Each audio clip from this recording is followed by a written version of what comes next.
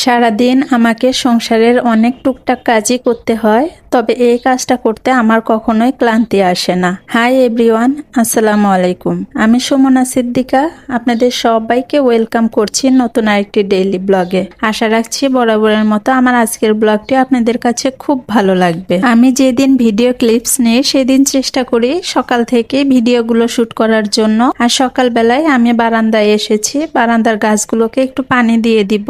অনেক কাজের মধ্যে এই একটা কাজ করে আমি কখনোই ক্লান্ত হই না, কারণ এটা আমার অনেক বেশি ভালো লাগার জায়গা। গাছপালাতে নতুন পাতা গজাবে, সেই সাথে নতুন নতুন ফুল ফুটবে, এগুলো দেখতে বরাবরই আমার খুব ভালো লাগে। আপনাদের কার কার কাছে গাছ অনেক পছন্দ অবশ্যই কমেন্ট করে জানাবেন। এখানে একটা মরিচ গাছ হয়েছে, মাশাআল্লাহ বেশ ভালো ফুল দিচ্ছিল, কিন্তু কি জন্য যে মরিচ গাছের ফুলগুলো শুধু ঝরে পড়ে গেছে, একটাও মরিচ আসেনি। বারান্দায় বেশ অনেকটা সময় কাটিয়ে এখন রান্না বান্নার জন্য প্রস্তুতি নিচ্ছি।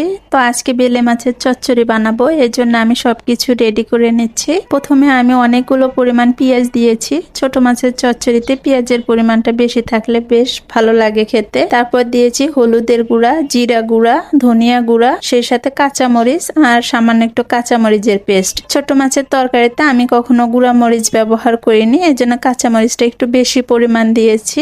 তার সাথে তেল দিয়ে খুব ভালোভাবে মাখিয়ে নিয়েছি যতক্ষণ না পেঁয়াজটা সফট হয়ে আসে। তারপর এখানে আমি আলু দিয়েছি অল্প পরিমাণ দিয়ে, সেটাকেও আমি খুব ভালোভাবে হাতের সাহায্যে মাখিয়ে নিয়েছি। তারপর মাছগুলো দিয়ে আলতো করে মাখিয়ে এখানে আমি ঝোলের জন্য পানি দিয়ে দিব। ভিডিওর এই পর্যায়ে এসে আপনাদের সবার কাছে একটা রিকোয়েস্ট করছি, আমার আজকের ভিডিওটা যদি আপনাদের কাছে কোথাও কোনো অংশ একটু হলেও ভালো লাগে, প্লিজ একটা লাইক দিতে ভুলবেন না। সেই সাথে আপনি যদি এরকম ভিডিও আরো দেখতে চান বা আমার চ্যানেলে আজকেই নতুন হয়ে থাকেন, তাহলে আপনি চাইলেই কিন্তু আমার চ্যানেলটা সাবস্ক্রাইব করে আমার পাশে থেকে যেতে পারেন। আর অলরেডি যারা এই কাজটা করে দিয়েছেন তাদেরকে জানাই অসংখ্য ধন্যবাদ। দুই চুলায় দুটো রান্না বসিয়ে দিয়েছি, কারণ সকাল টাইমটা আমার একটু বেশি ব্যস্ততায় কাটে।